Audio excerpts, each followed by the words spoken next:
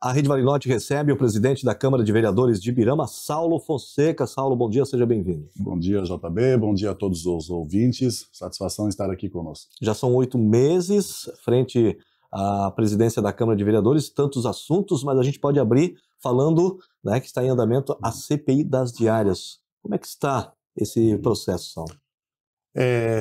Adentrando então essa temática, primeiro a gente tem que esclarecer o que é uma CPI, né? Que é um inquérito. Significa o quê?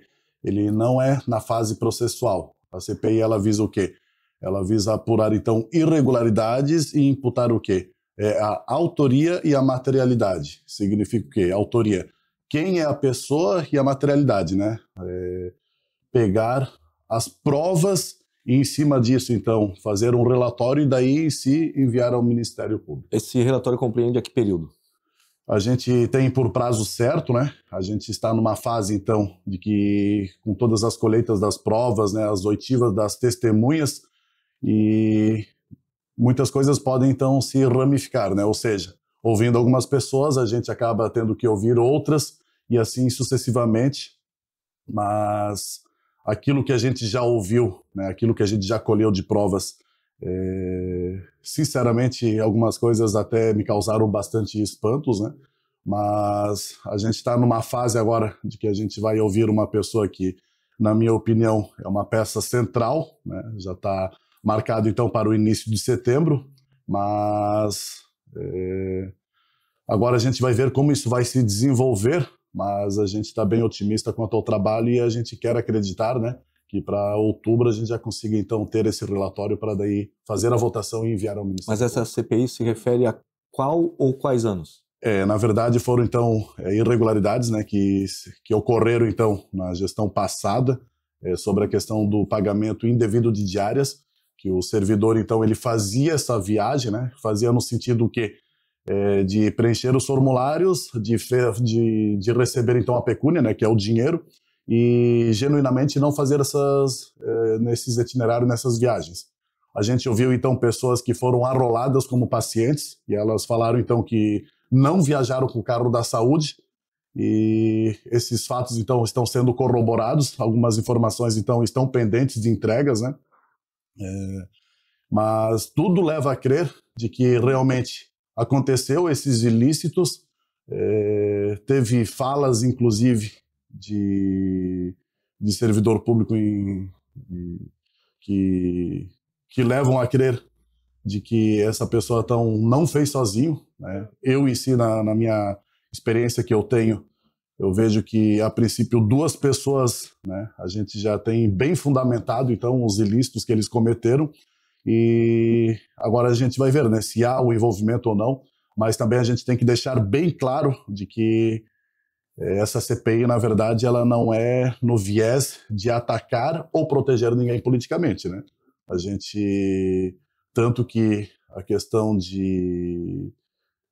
dos agentes políticos da administração passada, né, isso não, a princípio não tem nenhum envolvimento, então eu quero deixar tudo bem claro de que quando a gente está no poder, né, na condição de presidente da Câmara, eu não vou usar então do poder para atacar ninguém, para proteger ninguém. A gente quer fazer isso de uma maneira bem imparcial, mas a gente tem que dar essa resposta então, e primeiro para os servidores públicos que fazem seu trabalho com bastante probidade, e segundo também para a população, né, que nos elege e quer que seja efetuado então um trabalho de uma maneira imparcial, e é o que está sendo feito, de uma maneira imparcial.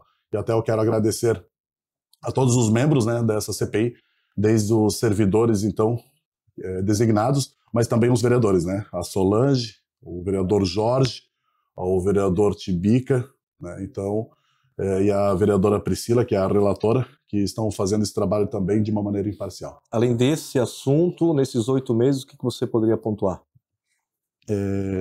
Só para finalizar também, né, sobre essa questão da CPI, mas teve, por exemplo, na oitiva das testemunhas, pessoas que falaram de que alguns motoristas, por exemplo, tinham notas de diárias em branco debaixo do colchão para preencher isso de uma maneira manual, como bem precisasse. Só que a gente então conversou com o executivo, né, para que faça o quê? Para que obrigue que a prestação dessa nota fiscal ela seja através de cupom eletrônico emitido na hora, porque uma nota fiscal em branco a gente sabe que a pessoa pode preencher com a data que ela quiser, com o valor que ela quiser.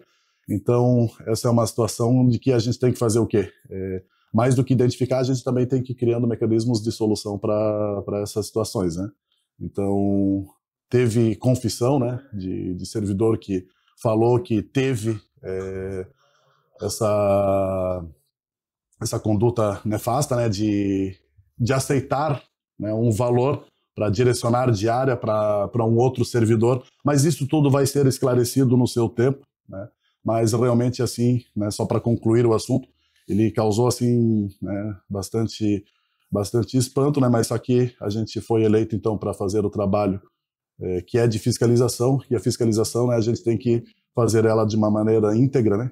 Não direcionando a quem você quer investigar ou não, mas a gente vai trazer essas respostas para o cidadão ibiramense, né? Só para concluir essa temática, já. Tá. O Matheus, tu corta a minha pergunta anterior, emenda essa parte do Saulo.